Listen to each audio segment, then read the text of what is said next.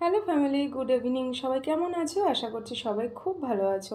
Welcome back to my another blog মান্তু মজুমদার চ্যানেলে। তোমাদেরকে সকলকে স্বাগত আর ভালোবাসা। বন্ধুরা, তোমাদেরকে ইভিনিং উইশ করলাম, কিন্তু এখন কিন্তু রাত্রি 10টা বাজে।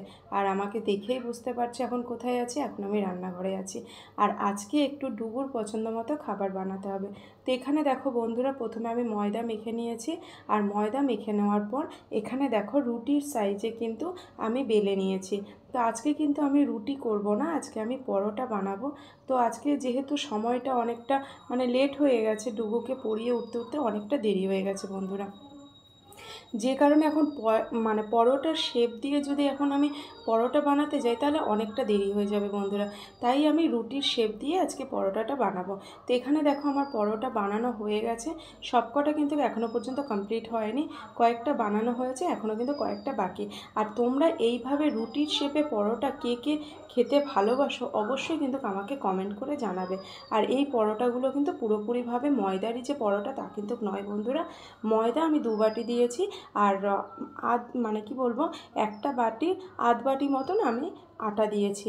কারণ আমি পুরো ময়দার দিইনি, তাহলে কি বলো তো, একটু চামড়া চামড়া মতন হয়। জানি না তোমরা এই ওয়ার্ডটা জানো কি না, তবে আমি কিন্তু এই ওয়ার্ডটা ইউজ করি কথার মাঝখানে। ময়দাটা দিলে কি একটু টান টান টাইপের হয়, সেই কারণেই ভাবলাম। আর যেহেতু ময়দাটা মেখে যদি রেখে দেওয়া হয় তাহলে কিন্তু সফট হয়, কিন্তু আমার কাছে যেহেতু অতটা সময় নেই, তাই ময়দারও বানাতে হবে আবার নরমও করতে হবে, সেই কারণে আমি একটু আটা মিশিয়ে নিয়েছি। তোমাদের হাতে যদি বেশি সময় থাকে বন্ধুরা, তাহলে কিন্তু ময়দার মধ্যে আটা মেশানোর দরকার নেই। ময়দাটা মেখে কিন্তু কিছুক্ষণ রেখে দেওয়ার পর তারপরে তোমরা পরোটাগুলো করবে, দেখবে পরোটাগুলো সফট হবে। তো এখানে পরোটাগুলো কী দিয়ে খাওয়া হবে বন্ধুরা? ঘুগনি দিয়ে খাওয়া হবে। তো মটরগুলো দেখো যথারীতি আমি সেদ্ধ করেই রেখেছি। আর আগের দিন রাত্রে কিন্তু আমি ভিজিয়ে রেখেছিলাম, সারা রাত কিন্তু মটরগুলো ভেজানো ছিল। তারপরে দেখো মটরগুলো কিন্তু আমি বয়েল করে নিয়েছি, প্রেশারে কিন্তু খুব বেশি সিটি দিতে হয়নি, যেহেতু আমি সারা রাত ভিজিয়ে রেখেছিলাম জলে।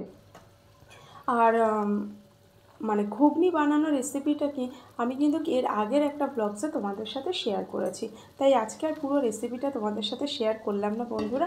আজকে শুধু আমি যে ঘুগনিটা রান্না করেছি তার কিছু কিছু পার্ট তোমাদের সাথে আমি শেয়ার করলাম। আর কি বলো তো বন্ধুরা, গতকাল বাড়িতে একটু চিকেন করা হয়েছিল, আর চিকেনের কিছুটা গ্রেভি ছিল। তো সেই গ্রেভিটা কিন্তু আমি ঘুগনির মধ্যে দিয়ে দিয়েছি। তো ওই গ্রেভিটা দেওয়ার পর জিনিসটার টেস্টটা কিন্তু অনেকখানি বেড়ে গেছে। তো এইরকম কিন্তু আমি প্রায় সময় করি। ডিমের কারি যদি কিছুটা বেঁচে থাকে সেটা দিয়ে কিন্তু আমি ঘুগনি বানাই। তো এরকম আমি করেই থাকি। যাই হোক, এখানে কিন্তু আমার ঘুগনিটা পুরোপুরি রেডি হয়ে গেছে। তো আজকে রাতের ডিনারে আছে বন্ধুরা ময়দার পরোটা আর ঘুগনি। কে কে খেতে ভালোবাসো এই জমজমাট ডিনার অবশ্যই কিন্তু আমাকে কমেন্ট করে জানাবে। পরোটার সাথে ঘুগনি তোমরা কে কে খেতে ভালোবাসো আমাকে কিন্তু অবশ্যই কমেন্ট করে জানাবে। আর ঘুগনিটা দেখে তো মনে হচ্ছে ভালো হয়েছে, কিন্তু এখনও টেস্ট করা হয়নি। টেস্ট করলে বোঝা যাবে ঘুগনির স্বাদ কতখানি। তবে আমি টেস্ট করলে হবে না, আমার ডুগু টেস্ট করার পর যদি বলে যে মা ভালো হয়েছে, তবেই কিন্তু খেতে ভালো হয়েছে। কারণ ডুগু কিন্তু স্বাদটা কিন্তু খুব ভালো বোঝে। তাই ডুগু যতক্ষণ না বলবে যে মা খেতে ভালো হয়েছে, একটার বেশি দুটো পরোটা যখন ও খাবে, তখনই আমি বুঝতে পারবো যে আমার রান্নাটা ভালো হয়েছে। আগে ভাগে কিন্তু আমি বলতে পারবো না।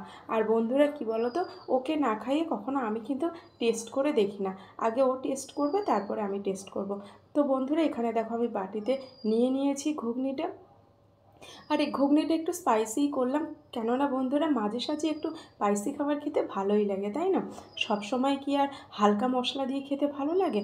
তো এখানে দেখো 2 বাটিতে আমি ঘুগনিটা রেডি করে নিয়েছি। এবার প্লেটের মধ্যে পরোটাগুলো আমি বেড়ে নেব।